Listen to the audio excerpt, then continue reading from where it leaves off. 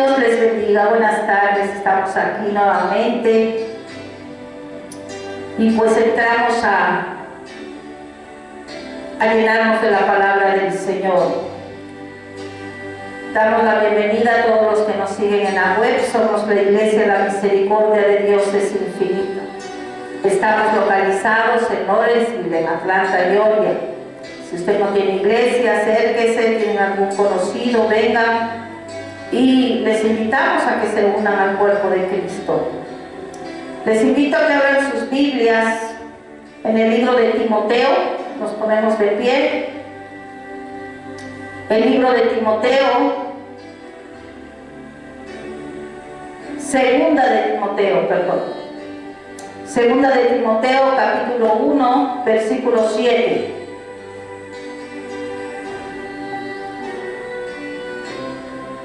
Segunda de Timoteo, capítulo 1, versículo 7. La palabra de Dios se lee en el nombre del Padre, del Hijo, del Espíritu Santo. Amén. Porque no nos ha dado Dios espíritu de cobardía, sino de poder, de amor y de dominio propio. Inclinen su rostro ahí donde están, vamos a orar. Padre, en el nombre poderoso de Jesús, aquí estamos, Señor, delante de tu presencia. Oh poderoso Dios, gracias, Señor, por permitirnos estar, Señor, un día más en tu casa, Señor. Nos cubrimos con la sangre de tu Hijo amado, Señor. Ayúdanos, Padre Santo, que tu misericordia obre en este lugar, Señor, y en todos aquellos los que están, Padre, por escuchar a través de la web, a todos los que escuchen después, Señor. Oh Padre Santo, que no sea palabra mía, sino tu Espíritu fluyendo con poder, Padre. Oh poderoso Dios, glorifícate, Padre. En el nombre poderoso de Jesús te lo pido, Señor. Amén. Amén. Estamos estudiando causas y síntomas de depresión espiritual. Y este versículo que acabamos de escuchar nos dice que Dios no nos ha dado espíritu de cobardía, sino de poder, de amor y dominio propio. Cuando Dios creó este mundo, fue haciéndolo a través de 6 días, dice su palabra, y en el 7º descansó. Y Él estaba muy complacido cada vez que iba creando, cada día. Y en Génesis, capítulo 1, versículo 31, dice su palabra: y vio Dios que todo lo había hecho, y he aquí que era bueno en gran manera, dice. Su creación era perfecta. Sin embargo, Él ya sabía que había un adversario en este mundo, el adversario de nuestras almas. Pues si nosotros nos vamos a Génesis capítulo 2, versículo 15, miren lo que le dijo a Adán. Tomó pues Jehová Dios al hombre y lo puso en el huerto de Edén para que lo labrara y lo guardase. En esta pequeña palabra, lo guardase. ¿De qué lo iba a guardar? Del enemigo de nuestras almas. Si no, no le hubiera dado ninguna instrucción. De eso le tenía que guardar, del adversario, el cual en su envidia y en su maldad decidió echar a perder y arruinar la obra de Dios, y concentró sus esfuerzos especialmente en su obra suprema, la creación del hombre. Y fue así como Él se concentró en la mujer a la cual sedujo, y ella en su esposo, y así cayó el género humano.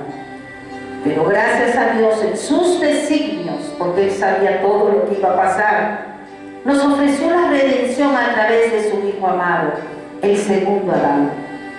Y todo esto lo realizó en el milagroso prodigio de la encarnación, pero sobre todo enviándolo a morir en la cruz. He aquí la obra máxima, que el hombre pecaminoso y caído pueda ser redimido y restaurado, y con él la creación entera. Vamos a Juan capítulo 3, 17.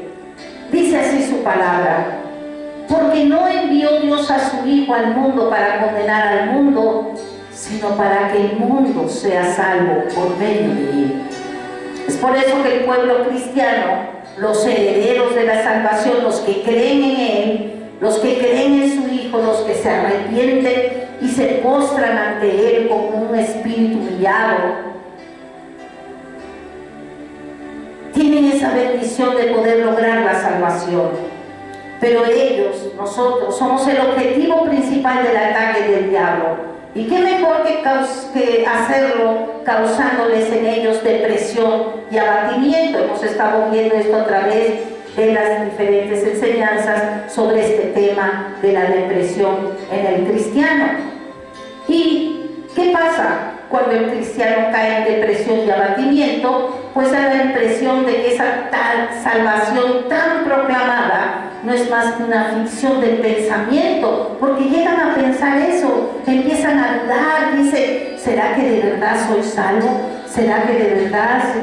Creo que nada más viví una fantasía, como cuentos supersticiosos, y entonces entra un temor en sus corazones, entra dudas, y por esa razón el título de esta enseñanza es Caminando sin temor. Vimos anteriormente que una de las estrategias es que se fije la mirada hacia el pasado. Eso es lo que hace el enemigo, el Señor lo reprenda. Él le gusta hacer a través de los pensamientos que las personas, el cristiano que no está obedeciendo los mandamientos del Señor, porque cuando estás en obediencia, el Señor es un escudo total para ti. Pero como no estás en obediencia, como están fallando, como están un pie aquí, con las dudas, entonces les empieza a atacar, y esas personas, esos cristianos que son salvos, empiezan a ver el pasado. Y entonces, viviendo y pensando en el pasado, se llega al abatimiento. Y hemos visto dos diferentes situaciones de cristianos mirando hacia el pasado, ¿verdad? Ahora, vamos a ver cuando se mira hacia el futuro con temor. Esa es otra arma sutil que él usa: crear miedo al futuro, crear terror y automáticamente cobardía. La Biblia nos enseña mucho al respecto, y el versículo base que hemos escogido es un buen ejemplo de ello. Seguramente esta condición en particular la sufría el joven Timoteo, por lo cual el apóstol Pablo lo mencionó de esa manera.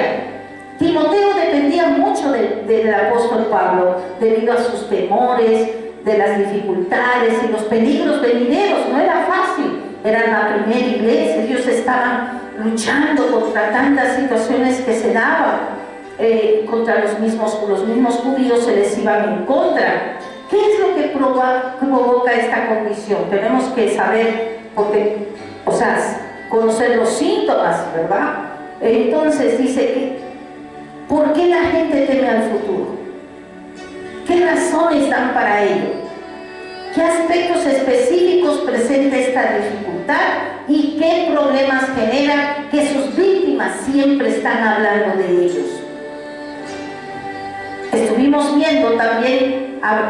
hablando de lo que es el temperamento en el cristiano. Pues no hay duda de que una de las primeras causas es precisamente esto: el modo de ser en particular. Todos hemos nacido diferentes, no hay dos personas iguales, todos tenemos nuestras propias características, nuestras propias virtudes, nuestras propias fallas, debilidades y nuestros defectos. Compartimos todos, eso sí, características generales, pero las proporciones relativas varían entre uno y otro, así como nuestro temperamento. Somos diferentes. Es muy importante que tengamos esto presente. No somos iguales. Y alguien dirá: pero si somos cristianos, y al ser cristianos, las diferencias no existen. Pero como vimos anteriormente, esto es una falacia, eso es una mentira con respecto a este asunto.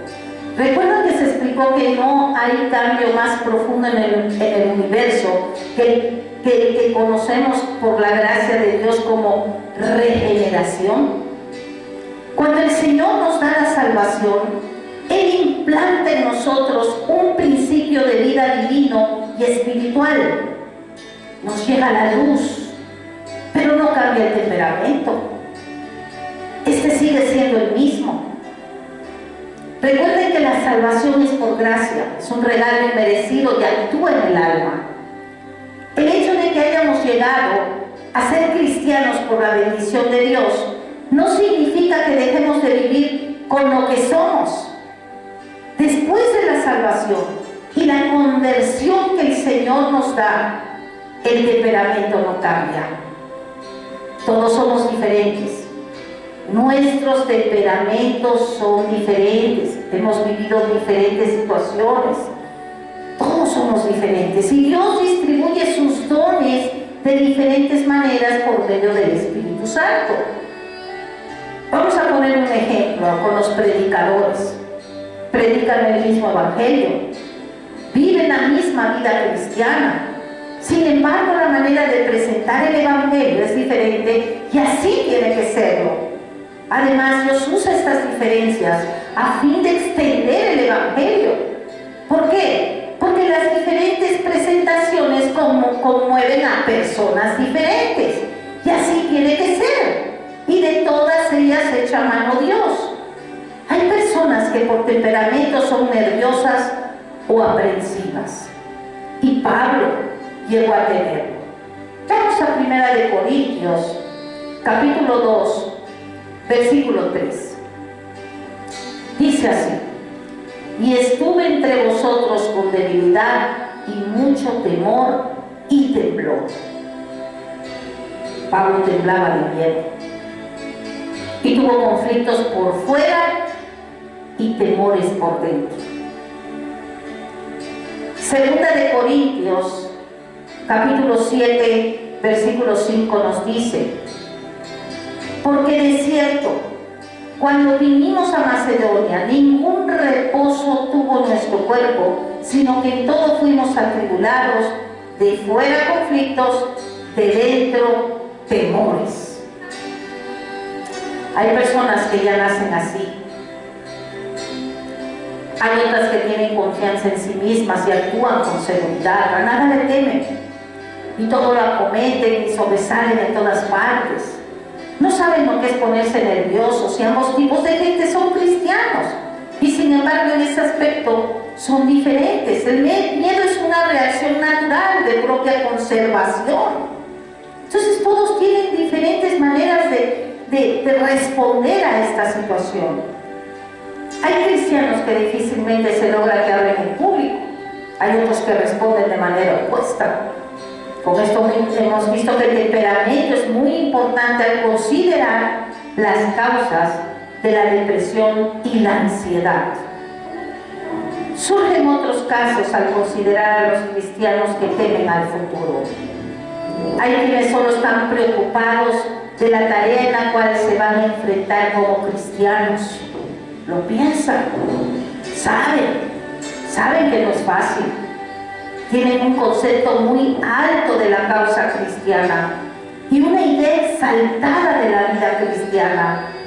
Están conscientes de que no es nada fácil ser cristiano y de que no se trata solo de convertirse y luego tenderse en un sofá y que pasen los restos de los días, no.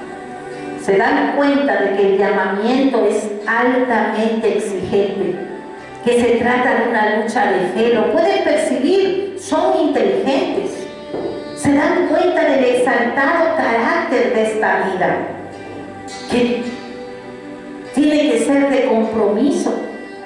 Saben que ser cristiano significa seguir a Cristo, creerle a Dios y responderle a Dios.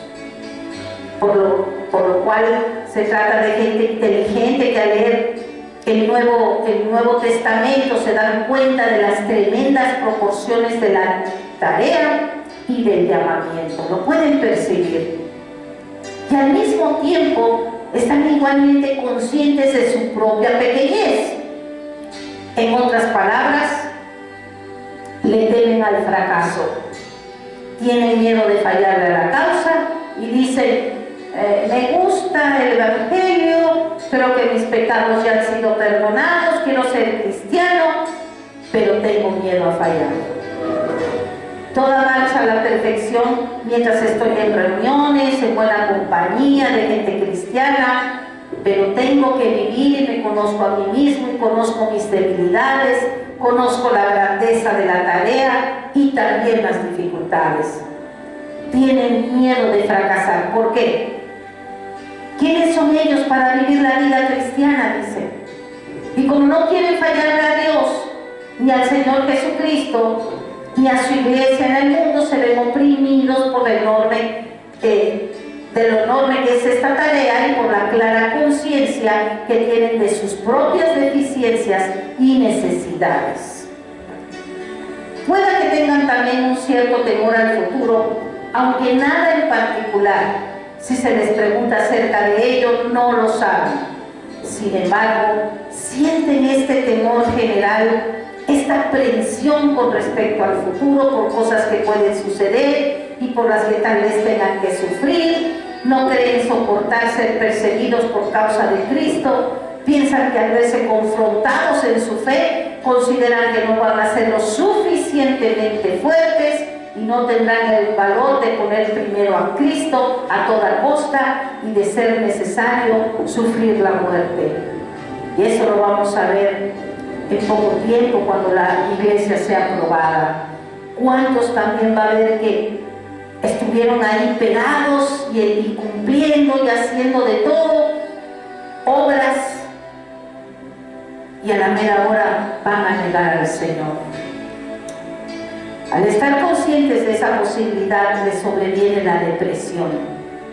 Esa es otra manera de temor al futuro, que con frecuencia resulta ser un temor imaginario, porque no hay una seguridad. Y así nos sucede con algunos cristianos que están tan absorbidos y presos en sus temores futuros que realmente pierden su eficacia en el presente. Y este era sin duda el caso de Timoteo. Él lo vivió por un momento. Pablo estaba en prisión y Timoteo empezaba a preguntarse qué iba a sucederle. Se sintió totalmente necesitaba el apoyo del apóstol Pablo. Como un huérfano se sintió. ¿Qué pasaría si Pablo era ejecutado? ¿Cómo podría él enfrentar solo las dificultades que estaban surgiendo en la iglesia, y que eran muchas? Y él era joven, era bastante la opresión y la persecución que comenzaba a manifestarse, en la cual él mismo podría verse envuelto. Y por esta razón, Pablo tuvo que ser enérgico con él, decirle que no debía avergonzarse de él ni de su sufrimiento. Vamos a leer 2 de Timoteo, capítulo 1, versículo 8.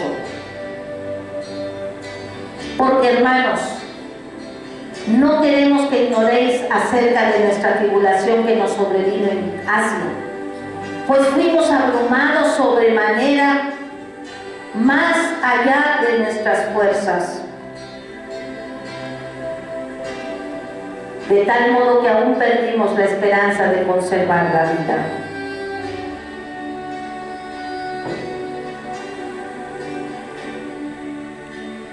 Gloria a Dios, poderoso Dios. Fuimos abrumados sobremanera, dice su palabra, más allá de nuestras fuerzas, de tal modo que aún perdimos la esperanza de conservar la vida. O sea, ellos ya pensaban que ya hasta ahí iban a llegar. No te avergüences, le dijo el apóstol Pablo a Timoteo.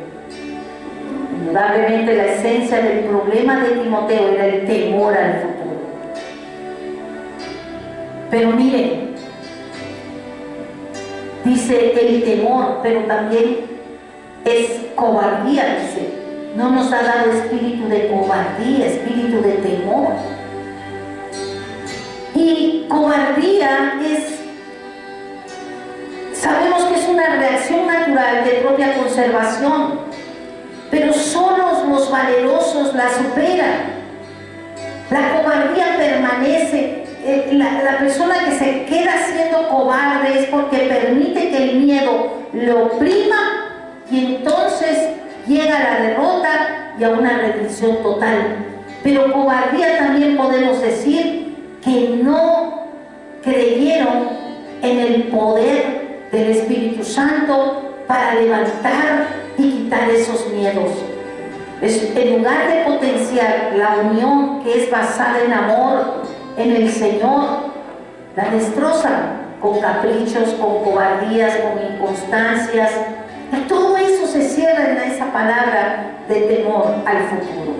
Ahora la pregunta es, ¿cómo manejar esta condición y cómo tratarla? Como en el caso que vimos en la enseñanza anterior, vamos a seguir el mismo procedimiento. ¿Se acuerda que hablamos de lo que es el sentido común? Primero hay que descubrir y saber una vez más dónde exactamente tirar la línea entre la previsión legítima y la previsión paralizadora. ¿Sí? Está bien que pensemos en el futuro, sí. Y sería muy tonto de nuestra parte de no hacerlo así. Sin embargo, las Escrituras nos advierten que no debemos afligirnos por el porvenir. En el Evangelio de Mateo, en el capítulo 6, en el versículo 34 dice: así que no os afanéis por el día de mañana, porque el día de mañana traerá su afán. Basta cada día su propio mal, le dijo Jesús a sus discípulos.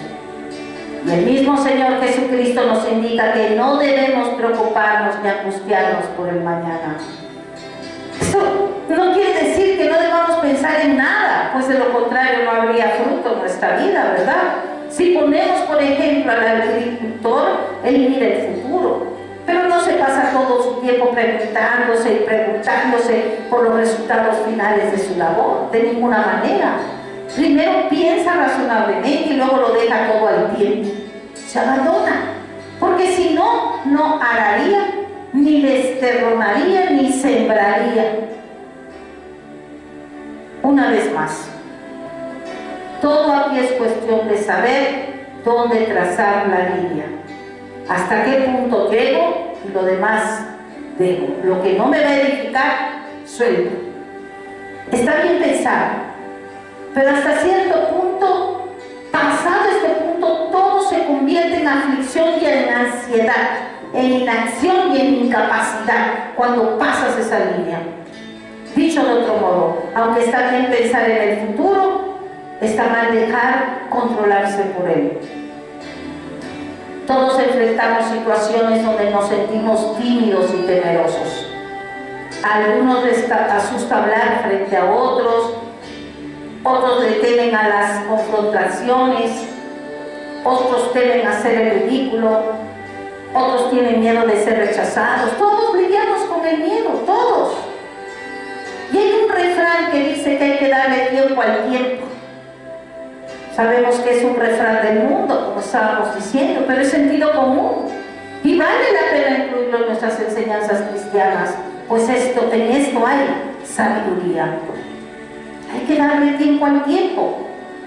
Esto es sano sentido común.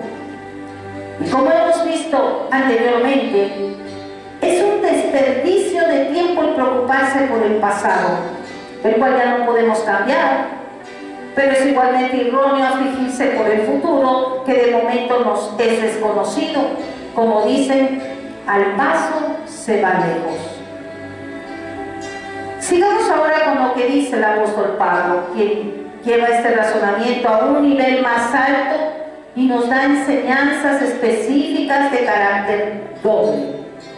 En primer lugar, nos da una reprimenda. Y en segundo lugar, nos da un recordatorio. Una y otro son absolutamente vitales y esenciales. Segunda de Timoteo 1:7, nuestro versículo base.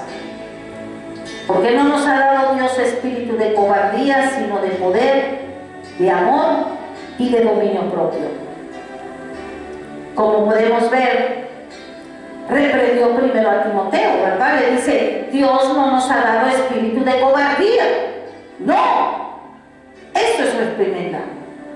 En ese momento Timoteo era culpable de ese espíritu de cobardía, de ese espíritu de temor, pues había dejado dominar por él. Por eso Pablo le tuvo que reprender. El principio y la doctrina que tenemos aquí es que nuestro problema esencial, si sufrimos de esta manifestación particular de depresión espiritual, proviene de no darnos cuenta, escúchame, de lo que Dios nos ha dado y nos sigue dando mediante el don del Espíritu Santo. Ese realmente era el problema en ese momento de Timoteo. Y ese también es el problema de muchos cristianos como él, que no se han dado cuenta de lo que Dios ya ha hecho en ellos, sino de lo, aparte de lo que sigue haciendo. Y el apóstol prácticamente le está diciendo a Timoteo que avive el don de Dios. El temor viene precisamente porque no se aviva ese don. Eso sucede cuando no se piensa y no nos hacemos cargo de nosotros mismos. ¿Y qué pasa? Sin darse uno cuenta, empieza uno a atisbar hacia el futuro y se empieza uno a imaginar cosas y a preguntarse qué es lo que va a pasar, es que esto va a ser así, es que ya le conozco, esto, y empiezan a hacer sus novelas, sus pensamientos, sus distensiones, todo. Y entonces la imaginación corre y atrapa. Y no se detiene a pensar en uno, el cristiano, en quién es en Cristo, sino que se deja abrumar por tales ideas y hasta ser hundido. El primer paso para tratar con estos temores es entender que ellos no vienen de Dios.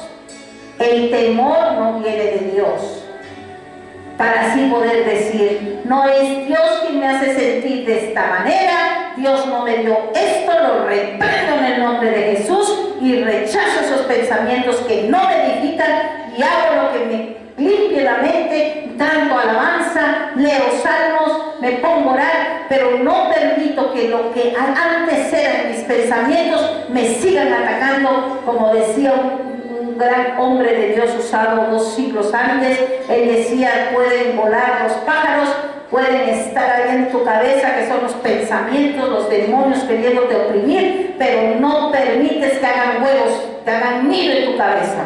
Lo reprendes en el nombre de Jesús. Tal vez viene también de tu propia personalidad, tal vez de una de tus debilidades en la carne, o tal vez de un ataque demoníaco. Pero no viene de Dios, no viene de Dios. Y es ahí donde debemos aferrarnos a lo que somos, hacernos cargos de la situación y hablar con nosotros mismos, tal como lo expresa el apóstol Pablo. Tenemos que recordarnos ciertas cosas. Pablo prácticamente le estaba diciendo a Timoteo, deja de pensar en ti mismo y en la vida y en todo lo que tienes que hacer. Tú ya no eres una persona común y corriente, tú eres un cristiano nacido de nuevo y el Espíritu de Dios está en ti. ¿Se acuerdan que estuvimos viendo la renovación de la mente? Cuando el salmista dice, alma mía, cree en Jehová, le tuvo que reprender a su alma.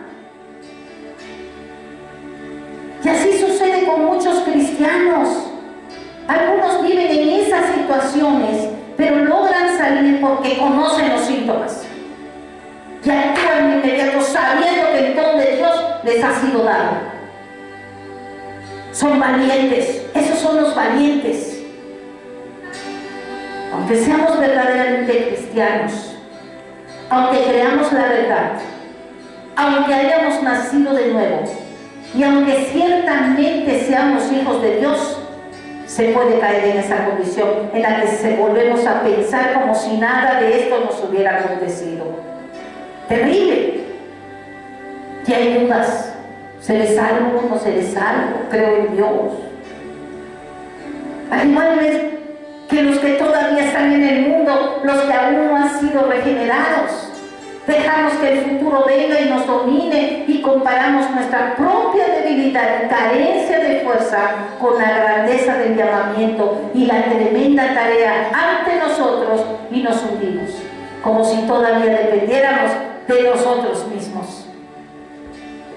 Y entonces lo que hay que hacer, le dice Pablo a Timoteo, es tener presente que Dios nos ha dado su Santo Espíritu y cobrar conciencia de que precisamente por esto nuestra perspectiva de la vida y del futuro debe ser en consecuencia esencialmente diferente. Debemos conseguir el sufrimiento y encarar todas las cosas de manera diferente. Y la manera de encararlo todo es recordándonos que el Espíritu Santo está con nosotros. Allí está el futuro, allí también está el excelso llamamiento y la persecución, y el enemigo puede verlo todo. Se debe de admitir que somos débiles, que carecemos de fuerza y de la disposición necesaria. Pero en vez de detenernos allí, tenemos que seguir adelante y decir: el Espíritu de Dios está en mí, me ha dado su Santo Espíritu, y al decir esto, cambia tu perspectiva. Dicho de otro modo, tenemos que aprender a decir que lo que importa en cualquiera de estas circunstancias no es nuestra verdad, sino la verdad del Señor. Soltarnos a Él. Timoteo era débil por naturaleza, sí. El enemigo es poderoso, el Señor le reprenda. Y la tarea era grande. Pero él no podía pensar en sí mismo, ni en la situación en términos de lo que él podía hacer, no. Así nunca el apóstol Pablo hubiera logrado hacer lo que él hizo. Y todos los apóstoles y todos los santos hombres de Dios que el Señor ha usado a través de los siglos. Dios no nos ha dado espíritu de cobardía. Dios no nos ha dado espíritu de temor, sino de poder. Así que no pensemos en nuestra debilidad. Más bien pensemos en el poder del Espíritu de Dios, sujetándonos a la obediencia de sus mandamientos para que entonces Él obre en nuestras vidas. Porque no nada más es de, no, yo camino en el poder del Señor, la unción del Señor está en mí, pero eres desobediente.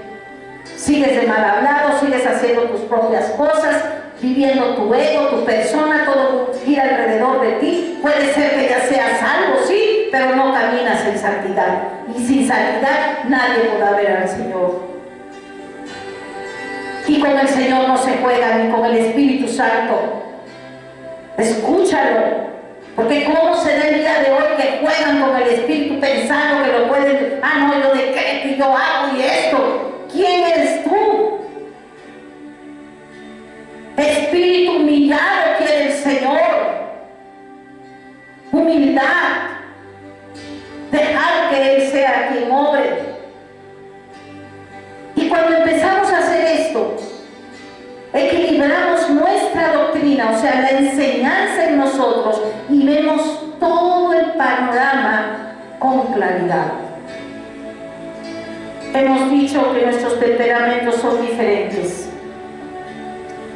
pero esto no afecta a la tarea a la que nos enfrentamos. Eso no lo cambia. Ese es el milagro de la redención.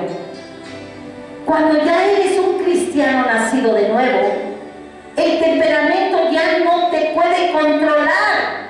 No, eso es imposible. Si usted se sujeta al Espíritu del Señor, cuando están en el mundo, o sea, no, yo soy así, a mí nadie me cambia, no es que yo no puedo controlarme, lo acepto en una persona que está fuera del Señor. Pero una persona que verdaderamente está en el Señor, en el Espíritu del Señor, caminando con el Señor, el temperamento ya no le maneja. Se sujeta al Señor.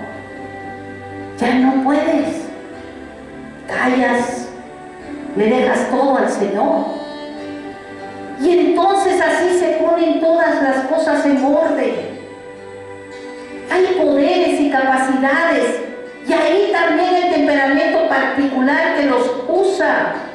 Pero el punto clave aquí es que como cristianos debemos estar bajo el control del Espíritu Santo, bajo su control.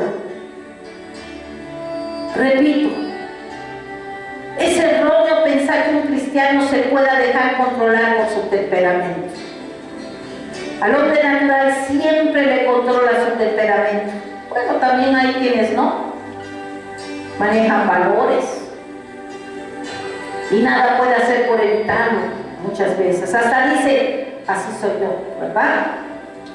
Pero la diferencia entre el hombre natural y el hombre regenerado es que este tiene ahora un control mayor sobre su temperamento. En el momento que el Espíritu Santo entra en nosotros, toma el control de todo, incluso de nuestro temperamento, si lo permitimos.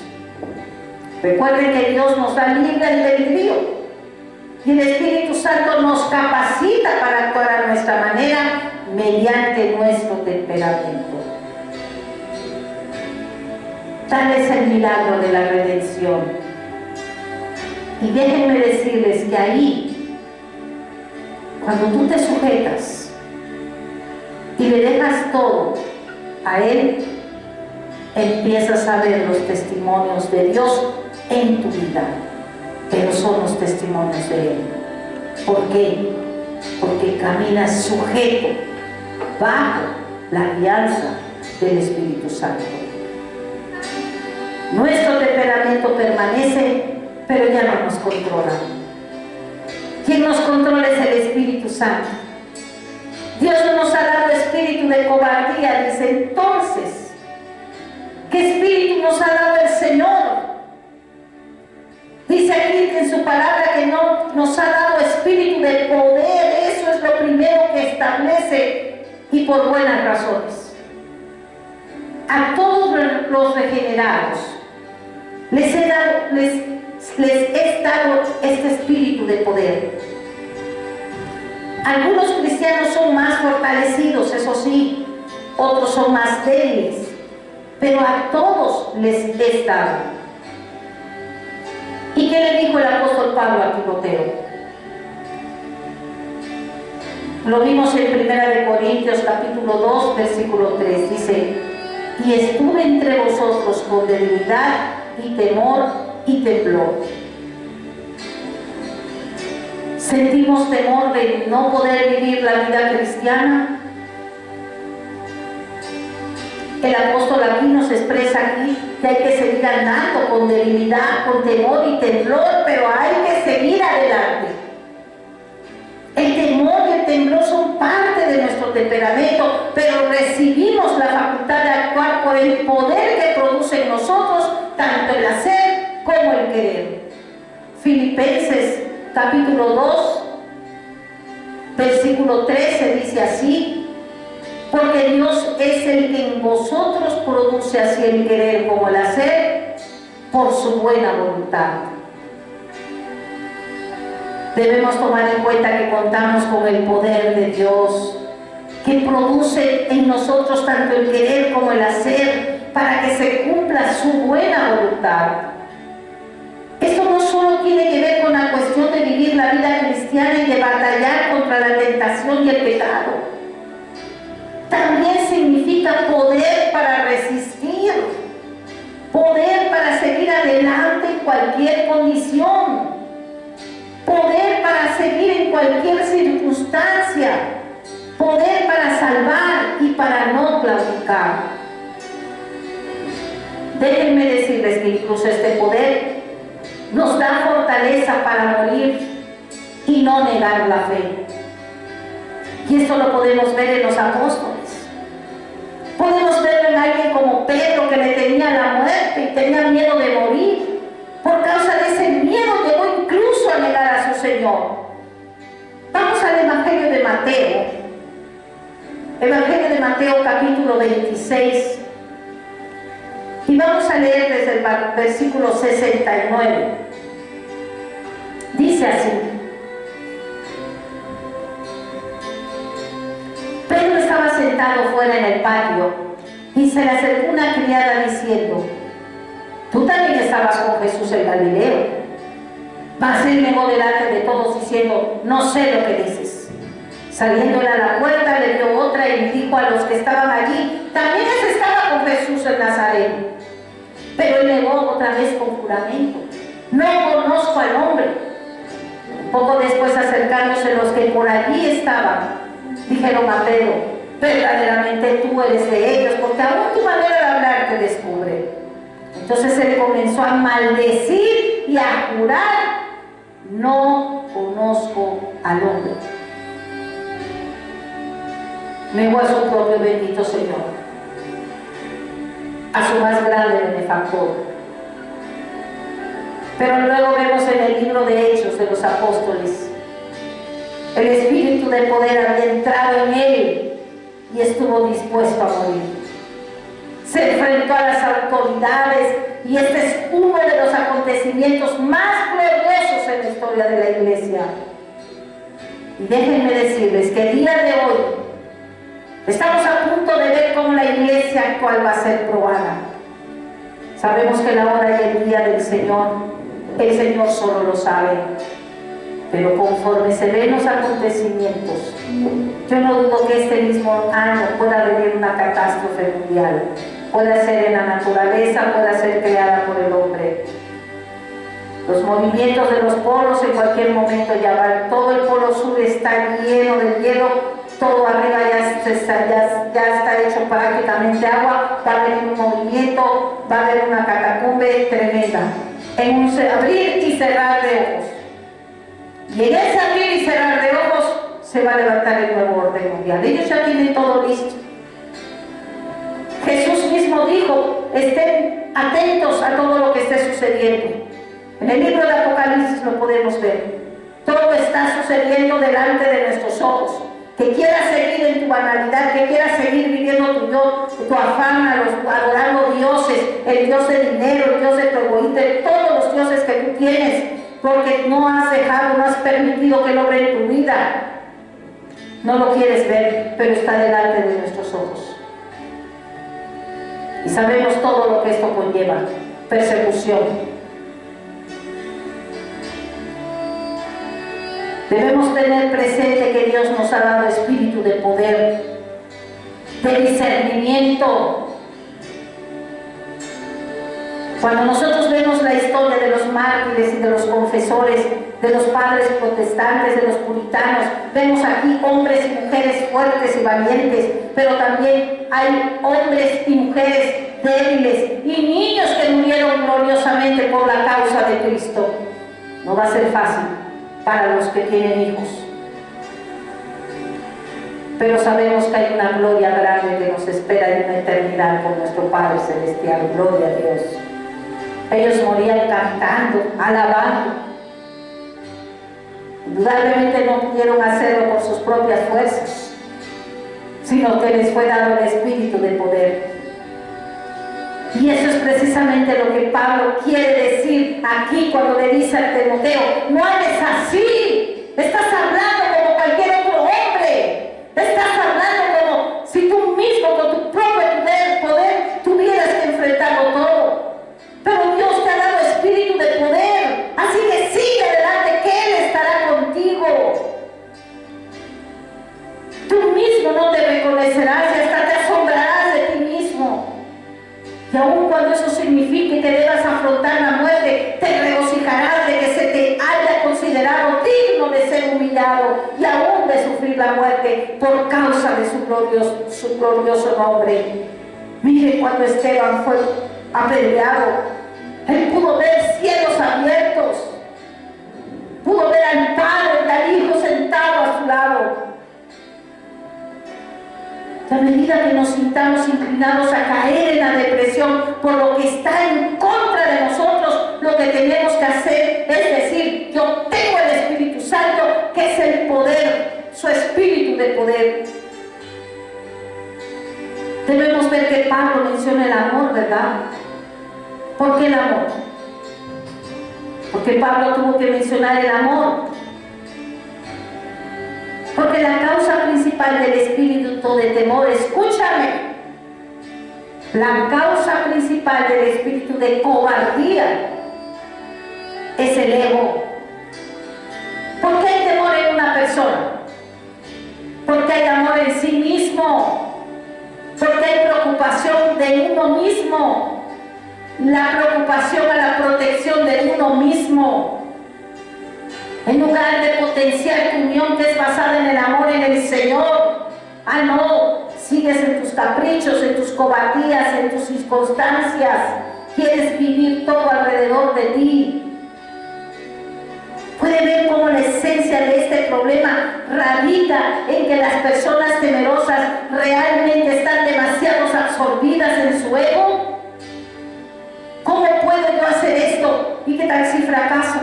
Todo gira en torno de ellas, no saben abandonarse, solo tienen ojos para ellos mismos y solo se preocupan por ellos mismos. Y es aquí precisamente donde interviene el espíritu de amor, pues solo hay un modo de librarnos de nosotros mismos. Contra el ego solo hay una cura. Nunca tratamos con nuestro ego nosotros mismos. Y esta es una falacia, una mentira, que han optado por vivir los monjes y personas que se han apartado. Personas que han decidido vivir apartados como monjes, monjas, en lugares solitarios, apartados del mundo, pensando que se han librado de todo, del resto de la gente, pero no pudieron librarse de ellos mismos. Hay que entender que llevamos nuestro ego dentro de nosotros y no podemos librarnos de él. Mientras más nos mortifiquemos, más nos atormentará nuestro ego. Y la única manera de librarnos de él es dedicando por completo nuestro tiempo a alguien o a algo, de tal modo que no tengamos tiempo para pensar en nosotros mismos. Gracias a Dios que su Espíritu hace todo esto posible. Pues no solo es el espíritu de poder, sino también el espíritu de amor. Y tú me preguntarás, ¿y esto qué significa? Esto significa amar a Dios. Amar a Dios sobre todas las cosas, por temor, por temblor, entregarse completamente a Él. Amar al gran Dios que nos creó, que siendo unos miserables que solo merecíamos el infierno, nos ha abierto el camino a la redención. Dios nos ha amado con amor eterno. Y Pablo le dice a Timoteo, piensa en esto, y cuando el amor de Dios te haya absorbido, te olvidarás de todo lo que tenga que ver contigo. Solo el espíritu de amor será Él quien nos libre del interés por nosotros mismos, de la preocupación por nosotros mismos y de la depresión acerca de nosotros mismos. El amor nos liberta por completo de nuestro ego. Miramos el amor de Dios que a pesar del pecado siempre nos miró y planeó el camino de nuestra redención. Del Dios que no escatimó a su propio Hijo, sino que le entregó por todos nosotros. ¿Qué haremos entonces? Entender que su amor excede a todo conocimiento. Vamos al libro de Efesios. Efesios capítulo 3, versículo 16 en adelante. Para que usted, conforme a las riquezas de su gloria, el ser fortalecidos con poder en el hombre interior por su espíritu, para que habite Cristo por la fe en vuestros corazones, a fin de que, arraigados y cimentados en amor, seáis plenamente capaces de comprender con todos los santos cuál sea la anchura, la longitud, la altura y la profundidad de su amor, de conocer el amor de Cristo, que excede a todo conocimiento, para que seáis llenos de toda la plenitud de Dios. Gloria a Dios. Pensemos en aquel que, haciendo a un lado su eterna gloria, vino de la corte celestial y nació como todo niño. Trabajó como carpintero y llevó toda la contradicción de los pecadores. Pensemos en aquel en cuyo santo rostro escupieron los hombres y en cuya frente hincaron una corona de espinas, en cuyas manos y pies martillaron clavos. Murió por nosotros, para que podamos ser perdonados y reconciliados con Dios. Pensemos en su amor, y según vayamos experimentándolo, iremos olvidándonos de nosotros mismos, porque nace agradecimiento en tu corazón. Y sigue luego el amor fraternal. Son los dos mandamientos en los que se redujo el Señor. Pensemos en los demás y en sus necesidades y preocupaciones. Cultivemos así nosotros el amor por los perdidos y el amor por los hermanos y el amor por la causa más grande y noble en este mundo, el bendito y glorioso Evangelio. Hagámoslo realidad en nosotros mismos. Eso es lo que quiere decir el apóstol cuando habla del espíritu de poder y del espíritu de amor. Si este espíritu de amor nos consume, habremos de olvidarnos de nosotros mismos y vamos a exclamar que nada importa salvo el Cristo que se dio a sí mismo por nosotros, y que nada es demasiado por que nosotros podamos dar. Imposible. Y finalmente termina él diciendo y hablando del dominio propio, porque no nos ha dado espíritu de cobardía, sino de poder, de amor y dominio propio. ¿Qué significa esto? Ese es el antídoto correcto para el espíritu de temor. El dominio propio, la disciplina, la mente equilibrada. ¿Se acuerdan que ya hemos hablado de ese punto? Mente, corazón y voluntad. Y tienen que ir en ese orden. Mente, corazón, voluntad. Aunque seamos nerviosos, temerosos, el Espíritu de Dios nos ha dado ese espíritu de dominio propio, el espíritu de disciplina, el espíritu de juicio. Nuestro Señor ya había dicho eso antes a Pablo, antes de que lo pensara. Pablo no hace sino repetir y presentar las propias enseñanzas de nuestro Señor. Cuando Jesús mandó a sus discípulos a evangelizar, les advirtió que tal vez serían aborrecidos y perseguidos, y hasta que podrían llegar a ser sacrificados o serían llevados a juicio.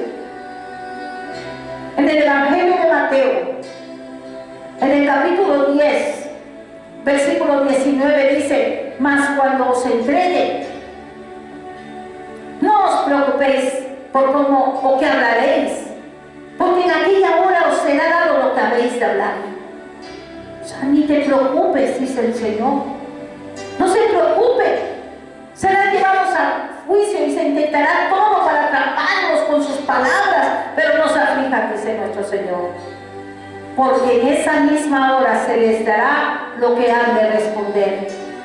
No deben tener miedo, ni perder la calma, pues no estarán alterados y alarmados que no sepan qué decir. Además, en esa misma hora se les dirá cómo deben responder. Hay un ejemplo que pone el hermano Lloyd Jones, del cual estamos apoyándonos para este estudio. Señor le bendiga a este varón de Dios, que verdaderamente impresiona. Y sucedió en Escocia, en el tiempo de los pactantes. En una tarde una joven se dirigía al culto, los cuales eran prohibidos por el rey de Inglaterra. Eran perseguidos.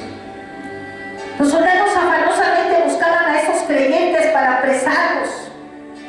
Y esta joven se los encuentra exactamente camino al culto, ya no se pudo voltear, no pudo sino que seguir adelante. La detuvieron, le cuestionaron. Ella en un momento se preguntó qué iba a decir al ser interrogada y se encontró respondiendo: mi hermano mayor ha muerto y esta tarde va a leerse su testamento. Mi hermano hizo algo por mí y me ha dejado una herencia. Quiero estar presente cuando se lea su voluntad. Y los soldados la dejaron ir. Gloria a Dios. El Señor nos hará tan sabios como las serpientes, astutos. Nos pide que seamos astutos. Seremos capaces de hacer declaraciones absolutamente ciertas a nuestros enemigos, pero el enemigo no nos entenderá y podremos escaparnos. Claro que su hermano mayor había muerto. Cristo había muerto por ella. Como podemos ver, aún los más ignorantes y nerviosos del reino de Cristo reciben dominio propio y espíritu de sabiduría si son obedientes y tienen temor ante el Señor. En Mateo, capítulo 10, versículo 19 dice: mas cuando os entreguen,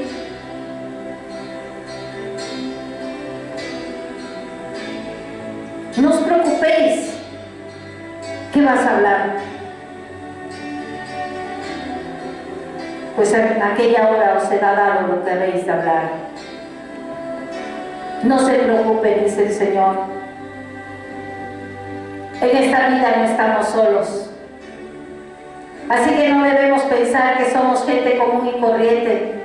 No, no somos como los demás, sino que hemos nacido de nuevo y vamos de gloria en gloria y de poder en poder. El Señor nos hace ver de manera lo que es Él, de manera sobrenatural. Ya no podemos caminar en la carne, sino en el Espíritu. Dios ha dado su Santo Espíritu, que es el Espíritu de poder, de amor y de dominio propio. Por lo tanto, en el nombre de Dios y con las palabras del apóstol, si usted es una persona nacida de nuevo y está pasando por esta circunstancia, avive el don que Dios le ha dado. Dialogue con usted mismo. Tenga presente quién es y qué espíritu habita usted. Reprenda su alma. Hágale entender. Y una vez que cobre conciencia del carácter de este espíritu, podrá seguir adelante sin detenerse, sin temor de nada, viviendo el presente y preparándose para el futuro, con un solo deseo, el de glorificar a quien todo lo dio por nosotros. Gloria a Dios. Seguiremos en estos estudios del cristiano en depresión. Es tiempo de orar. Inclinen su rostro. Se ponen de pie. Padre, en el nombre poderoso de Jesús, aquí estamos, Señor, delante de tu presencia, Padre. Oh poderoso Dios, yo te pido, Padre, fortalécenos, Señor, con tu espíritu de poder, de amor y dominio propio, Padre. Oh poderoso Dios, disipa toda duda, Padre, de todos los que estén dudando, Padre. Quita toda presión, ayúdales, Padre, que puedan entender, Padre, que tu Espíritu es suficiente, Padre, para llevarnos de poder en poder y de gloria en gloria, Padre. Oh poderoso Dios, yo te lo pido, Señor, en el nombre poderoso de Jesús. Amén y amén.